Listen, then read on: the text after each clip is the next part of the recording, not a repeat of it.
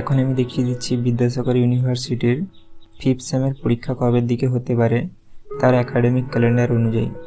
তাহলে চলো ভিডিওটা শুরু করা যাক। নেতাদের মতন অর্ধেক কাজ করবেন না, সাবস্ক্রাইবের পর বেল আইকনও দাবিয়ে দিবেন। এই দেখেন এখানে লেখা আছে অড সেমিস্টার 5। এখন তোমরা জানো ফার্স্ট সেমিস্টারের ফর্ম ফিল আপ হয়ে গেছে, এবারে খালি তাদের পরীক্ষাটা বাকি। যতটা সম্ভব তাদের পরীক্ষাটা হয়ে যাওয়ার কথা ফেব্রুয়ারি লাস্টের দিকেই। তো এবারে দেখে নাও লেখা আছে এখানে end semester exam tentative from 5th March 2026। অর্থাৎ এখানে তোমরা দেখতেই পাচ্ছ এখানে লেখা আছে একাডেমিক ক্যালেন্ডার অনুযায়ী তোমাদের পরীক্ষাটা হতে পারে মার্চ মাসের 5 তারিখের দিকে। তো এবারে তোমরা ভাববে একাডেমিক ক্যালেন্ডার অনুযায়ী কি সব কিছু হয়?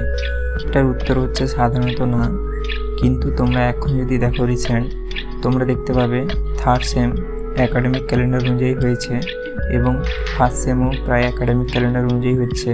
তো সেই হিসাবে 5th সেমও একাডেমিক ক্যালেন্ডার অনুযায়ী হবে। একটু 19-20 হতে পারে, কিন্তু তাহলেও তোমাদের পরীক্ষাটা মার্চ মাসেই হচ্ছে। 1st সেমের পরীক্ষা শেষ হবে এবং 5th সেমের পরীক্ষা শুরু হবে। এবং দেখতেই পাচ্ছ এখানে লেখাও আছে একদম টেন্টেটিভ ফ্রম 5th মার্চ 2026। এই ছোট্ট ইনফরমেশনটা তোমাদেরকে দেওয়ার ছিল। কার যদি কিছু বুঝতে অসুবিধা হয়ে থাকে তাহলে আমাকে কমেন্ট করে জানাতে পারো।